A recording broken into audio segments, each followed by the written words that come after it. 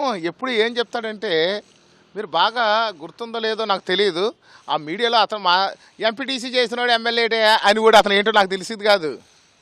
ఆడు ఎంపీటీసీ చేసినోడు ఎమ్మెల్యే ఎలా అయ్యాడో చూశారు. ఈడు బర్తరఫ్ అంటారేంటి? ప్రజలు ఏమో 2,13,000 చిల్లరే నిన్ను బర్తరఫ్ చేశారు కదా, ఇంక నిన్ను ఎవడు బర్తరఫ్ చేస్తాడు బొక్క? నువ్వు నన్ను బర్తరఫ్ చేయడానికి పవన్ కళ్యాణ్కి అసలు పవన్ కళ్యాణ్ దగ్గరికి వెళ్ళగలదు నువ్వు? ఎందుకని లేనిపోయి నీ బతికేందుకు ఇంకా ఎలాగోలాగే అదేదో ఆ రక్తం అమ్మ బతుకుతున్నావు, పిల్లలేమో విద్యని చేసి ఆ దొంగ ఎగ్జామ్స్ అన్నీ రాయించి ఏదో బతుకుతున్నావు, బతుకు.